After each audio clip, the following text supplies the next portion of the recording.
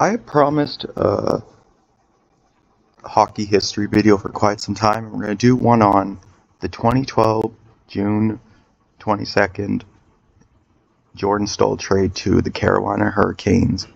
And this was a trade I was originally not happy about all these years later as a kid, because Jordan Staal was my third favorite player, and I saw it could have been my third favorite player during the Crosby, Malkin, Letang era, and he was a third line centerman in Pittsburgh. He was drafted in 2007, and Pittsburgh apparently wanted him to be the third line centerman and retire with the. Well, he was the third line centerman. Pittsburgh wanted him to play for like years and years to come and retire as a Penguin. So that didn't happen. But so yeah, here's some facts about the trade. It occurred after Staal declined a 10-year extension with the Penguins, which would have made him an unrestricted free agent in 2013, which was the shortened season with the lockout, for those who don't remember. To avoid losing him for nothing, the Pens traded him to Carolina, where he reunited with his older brother Eric, who was the captain of the Carolina Hurricanes of that team for quite some time. And Eric Staal is Jordan Staal's older brother, like it said. And they got Brandon Souther, who was a young center to fill Staal's role at the time. They got Brian Dumo, a defensive prospect, and an 8 overall pick used to select Derek Polyak. I just said that wrong, but... So yeah, this was a trade that I was originally not happy with. Like, I was very sad at the time, but we're going to get into how everything turned out and how I'm now glad this trade happened.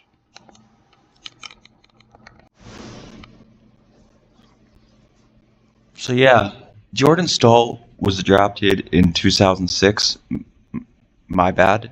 And his first season with the Pens, 81 games, 29 goals, 13 assists, 42 points. Not bad.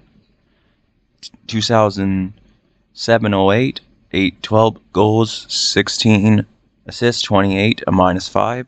2008-9, the year the Pens won the Cup, their first Cup with the Crosby, Malkin, Letang. Jordan Staal was part of that team. He scored a big goal coming out of the box. I remember it. He had 49 points the next year, plus 19. 49 points, 28 assists, 21 goals. 2010-11, he missed the start of the season.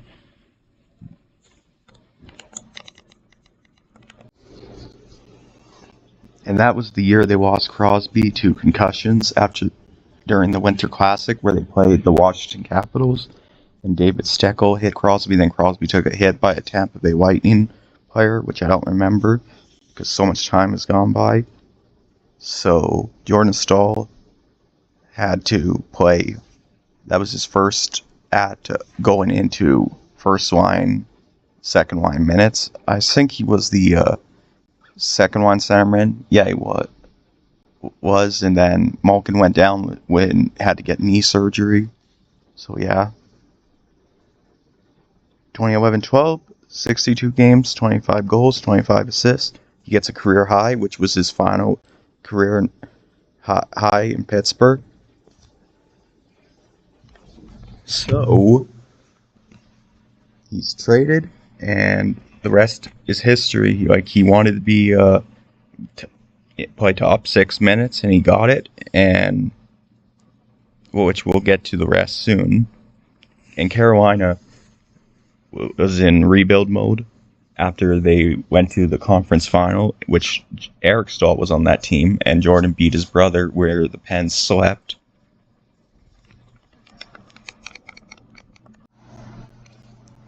Alright, let's get to Brian Dumo. Drafted by the Hurricanes, then traded to the Pens. And his first season, he only plays 6 games, gets his first NHL point, was in +1 for those 6 games, and he spent majority of his time his first few years developing in the AHL for Wilkes-Barre Scranton. And Mike Sullivan was the head coach of the Wilkes-Barre Scranton Penguins, in 2015-16, and he knew players like Connor Sheary, Tom Kuhnackel, Brian Rust in the AHL. So, and that really was the right move at the right time. Getting AHL players that the Pens needed, because when you have a hockey team, you need that farm team.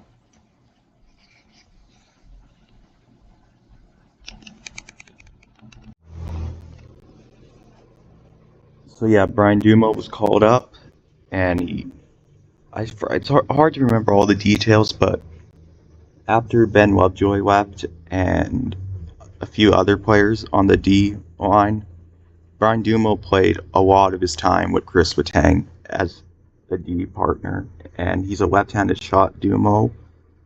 And Dumo is a good, solid, like, on most teams would put him on the second pairing or third pairing, but he played really good for a guy like that. Like, Mike Sullivan really did a good job with it. And we all know the rest is history. The Pens go on to win the Stanley Cup in 2015-16, where he was plus 11, and 2016-17, the Pens managed to win back-to-back cups. The first team to do it again since the Red Wings, and the first team to do it in the salary cap era. And also, they also lost Chris Letang for the remaining of the season and the playoffs. So they did it without Chris Letang, and Brian Dumo had Justin Schultz also helping during those few seasons, and Justin Schultz was traded from Edmonton to Pittsburgh, where he turned into a great player. But unfortunately, Justin Schultz didn't stay healthy a lot. But yeah, Brian Dumo played with the Pens from 13-14 to all the way to 2022-2023, the year the Pens would miss the playoffs for the first time since Crosby's rookie season, and now is with I think he's with the Kings still, but it says right here. But so yeah, Brian Dumo overall was a big help in that. And now let's get to Derek Pouliot. I think I said it wrong. There's not much to say about this guy. He was supposed to be something great, especially because he was drafted 8 overall.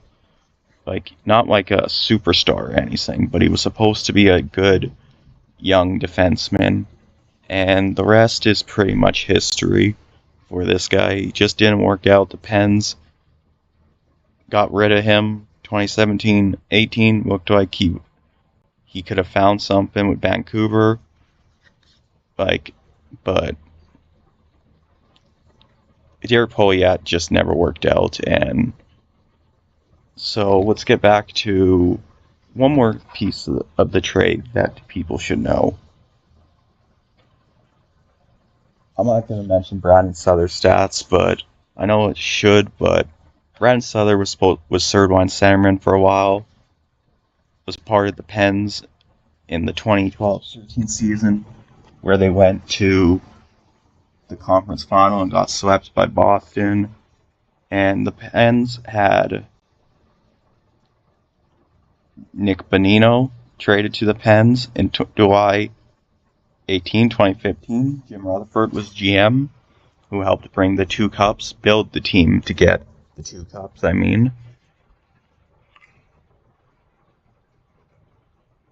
So, and Brandon Souther was traded, and Nick Bonino had 2 great playoffs seasons.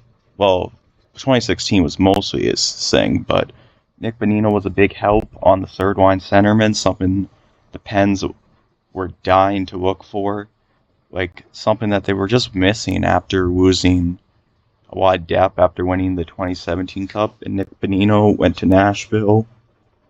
So, anyway, Jordan Staal, most people would have thought he was third-line centerman, but he earned his way into the top 6. He later became captain of the Hurricanes, and he became a leader and first-line centerman. and you can see all the facts right here. And this year, he led the Carolina Hurricanes to their second cup. Their second cup since 2006 was 20 years ago. He became the oldest player to win the Conn Smythe at 37 years old, 277 days. And he was selected second pick of the 2006 draft. Oh, I was right. I was. My bad. But yeah. So yeah, that's the Eric Staal. I mean, not Eric Staal. Jordan Staal trade. Looking back on it years later, like as much as I would have loved to have Staal play as a Penguin, I'm glad this trade happened, because if we don't, the Pens don't go on to win back-to-back cups, get the pieces they need, and trade. If they don't get Brown and Sutter, they don't trade for Nick Bonino, which had good chemistry with Carl Hagelin, Phil Kessel, the HBK line. And Carolina, as much as it sucks, they beat my second favorite team. They beat Vegas this year, and so the trade worked out for everyone. Took a couple of years for it to get championships for both teams, but overall, it's a trade that I would do all over again. Staal is my third favorite player of the 2009 Cup team, and definitely will be one of the favorite players that I liked from Penguins history. But like I said, I'll take it any day. So yeah, this is looking back at the Jordan Staal trade. Something that I was originally not happy, but glad it happened. So thanks for watching. What do you think of this trade looking back? Oh, and I'll also add, if in case I forgot, the Conn Smythe winner. Yeah, I already said that, but yeah. Pens drafted 3 Conn Smythe winners.